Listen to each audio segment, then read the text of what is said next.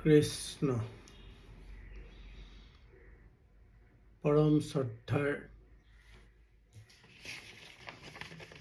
হে মোৰ অতিকে প্ৰিয় বাপ বান্ধৱ তথা বৰ্তমান সামাজিক মাধ্যমৰ শ্ৰোতা বন্ধু আৰু দৰ্শকবৃন্দ, আজি প্ৰায় ভালেকেইদিন বিৰতিৰ পিছত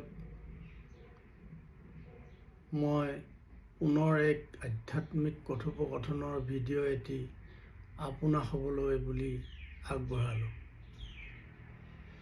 মোৰ দৃঢ় বিশ্বাস আপোনাসৱে এই ভিডিঅ'টোৰ পৰা নিশ্চয় কিবা এটা শুভবাৰ্তা পায় যেন। আমাৰ জীৱনবোৰ সুন্দৰ হোৱাৰ বাবে ভগৱন্ত প্ৰভুৰ গুণ গৰিমা শ্ৰৱণ কীৰ্তন কৰাটো অত্যন্ত প্ৰয়োজনীয় বুলি ভাবিছোঁ। সেয়েহে মই অভাজনে এফাকি ঘোষাৰ মাধ্যমে আৰম্ভ কৰিলোঁ। কৃষ্ণ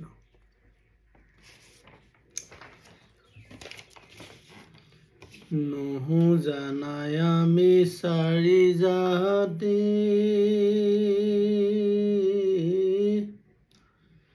চাৰিও আশ্ৰমী নহো ইয়াতি, নহো ধৰ্মশীল দানৱ তীৰ্থগামী,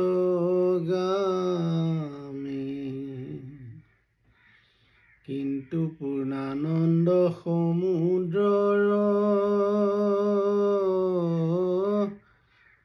গোপী ভৰ্তা পদ কমলৰ,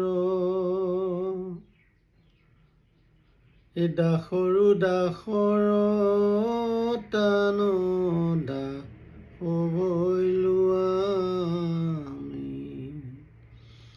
দাসৰো দাসৰ তান দাস হৈলো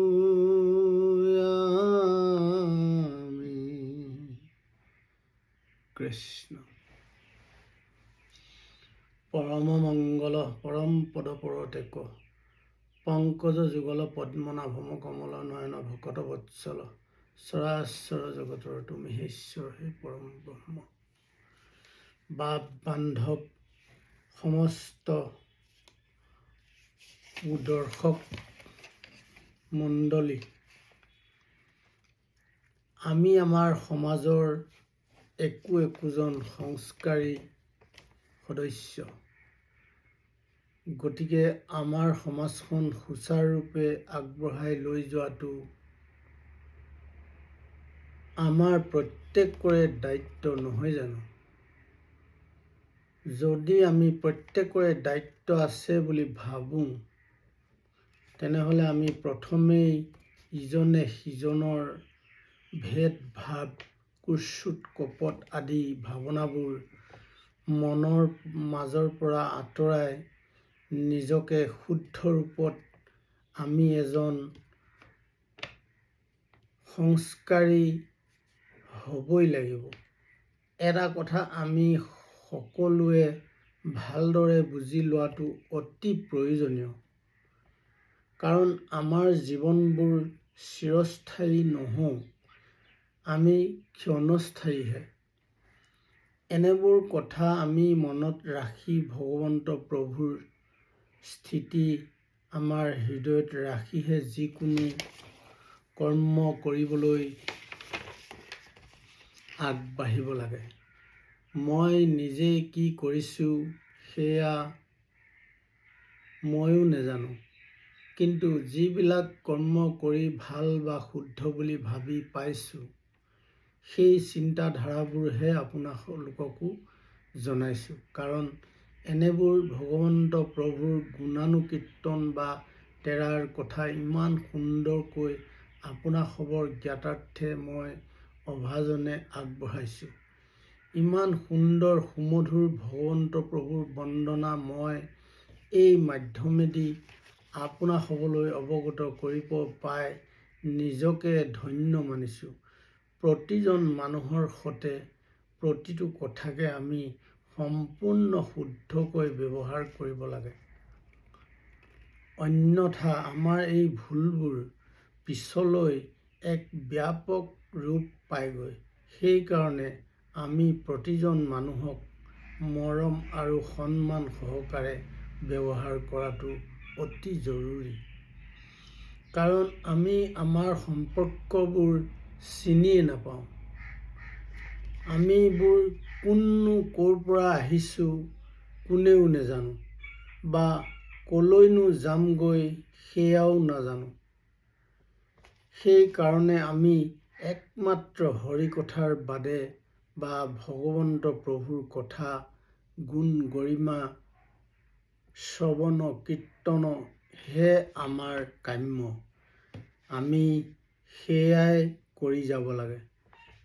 আমি কিন্তু এটা কথা খুব ভালদৰে উপলব্ধি কৰা উচিত। আমাৰ শৰীৰৰ চালিকা শক্তিয়েই ভগৱন্ত প্ৰভুৰ পৰম অৱদান। প্ৰভুৰ অবিহনে আমাৰ জীৱনৰ একো মূল্য নাই। ক্ষুদ্ৰ মাত্ৰ এটি নিমেষ পেলোৱাৰো সাধ্য আমাৰ হাতত নাই, মাথো প্ৰভুৰ বাদে। মোৰ প্ৰতিটো ভিডিঅ' মাত্ৰ প্ৰভুৰ কথাকেই কোৱা হৈছে। আপোনা সব মহান, সকলোবোৰ জানে বা বুজে, মাত্ৰ কিছু লোকক মনত পেলাই দিয়াৰ যত্নহে মই কৰিছোঁ।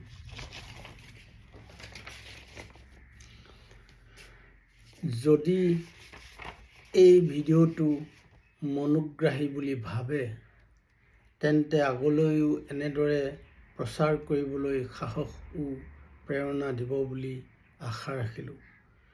নিজৰ লগতে আপোনা সবো অতি সাৱধানে ভগৱন্ত প্ৰভুৰ বন্দনা প্ৰতিনিত নেপাহৰে যেন, তাৰেই কামনাৰে আজিলৈ নমস্কাৰ। কৃষ্ণ।